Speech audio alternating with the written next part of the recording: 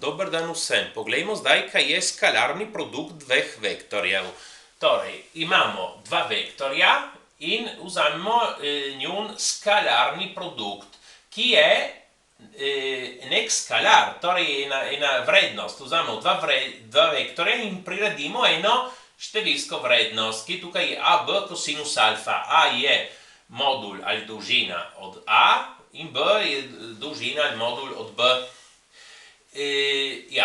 In torej tukaj imamo risbo, imamo A vektorje in tukaj lahko pazimo tudi to, da mi ta B krat kosinus alfa, kaj predstavlja? Če tukaj pogledamo risbico, predstavlja prav to dolžino. In ta dolžina, B krat kosinus alfa, je ta dolžina. In kaj je ta dolžina? Je projekcija vektorja B na smer vektorja A. Torej, skrajni produkt, tako mislimo tudi kot zmnožek med modulom od A in projekcijo, dolžino projekcije vektorja B na smer od vektorja A. Potem pogledamo to. Če dva vektorja sta usporedna, torej kot je nič, kosinus od nič stopinj je 1 in torej skrajni produkt postane enostavno produkt obeh modulov. Če vektorja sta pravokotna med sabo, torej vmesni kot je 90 stopinj, kosinus od 90 stopinj je nič in skrajni produkt velja nič. In velja tudi obratno. Če skrajni produkt dveh vektorjev je enak nič, pomeni, da vektorja sta pravokotna med sabo. Torej to velja v obe smeri. Sedaj, to sem boljše razložil v enem drugem videu, kako lahko vektor napišemo tukaj s komponentami in kako zapišemo tudi tako ax I plus AY j. Skakor na kratko, tukaj imamo vektorje I j, ki ima sta oba modul 1 in sta v smereh, sta kot postavljena na osi x in osi y. In vektor B podobno se napiše kot bx I plus by j. Sedaj lahko napišemo skalarni produkt teh dveh vektorjev, s tem naredimo ta dva izraza. Naredimo vse produkte, tukaj imamo produkt skalarja z vektorjem in tudi v vseh ostalih členih. In zdaj pogledamo te vektorje. Tukaj imamo skalarni produkt med I in I, med J in J, med I in J, med J in I. Sedaj, ko dva vektorja sta pravokotna med sabo, skalarni produkt velja nič. I in J sta pravokotna med sabo, tukaj J in I, zdaj ni važen vrstni red, ker skalarni produkt je komutativen. In torej ta in ta enak nič. Tukaj imamo en vektor, ki ima skalarni produkt s samim sabo. In to je primer, ko sta vektorja usporedna. In skalarni produkt takrat je prav produkt modulov obeh vektorjev. Ampak vektorja I in J imata oba modul 1. Tukaj je 1 krat 1, torej dobimo 1. Produkt obeh modulov. Tukaj je I, oba imata 1 in tukaj J in J, skalarni produkt, dobimo 1.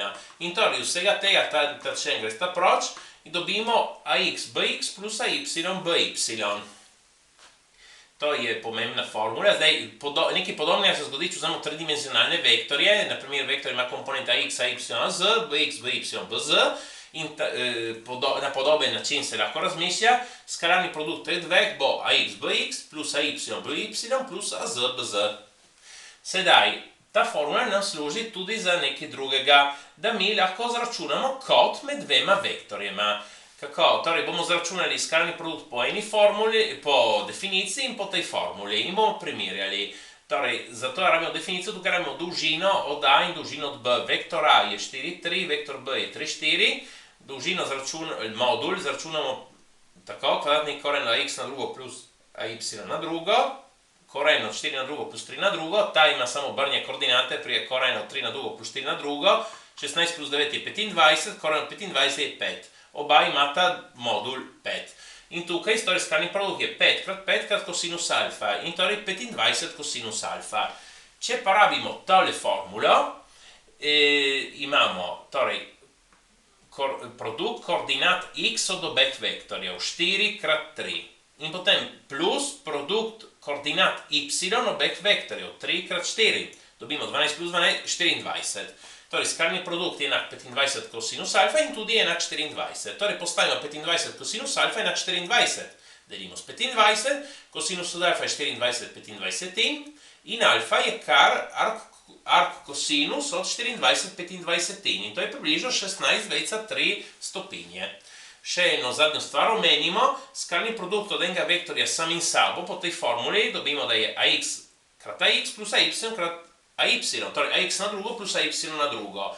Z druge strani modul vektorja, ki ga lahko napišemo tudi na kratko, kot da damo enostavno proč puščico od vektorja, je kvadratni koren od x na drugo plus ay na drugo. In torej opazimo zvezo, da ta skalni produkt enega vektorja samim sabo je modul na drugo. Ali to pisavo bolj enostavno, napišemo kar a na drugo. Skalni produkt se uporablja tudi v fiziki, na primer, en dober primer je pri definiciji dela sile, ker večkrat se enostavno reče, da delo je sila krat pot. Ampak lahko definiramo s skalarnim produktom, ker vskakor, ko sila ni vzporedna poti, potem vzamemo komponento v smeri premika. Bolj lahko rečemo premik krat sila, ne? Torej, ko sila ni, prav kot na tej risbi, ni vzporedna premiku, vzamemo komponento sile v smeri premika. Prav tako, kot naredimo tukaj. In torej lahko definiramo delo kot skalarni produkt med premikom in silo, ki povzročila premik. Tako, prosim, všečkajte in vpišite se. Hvala.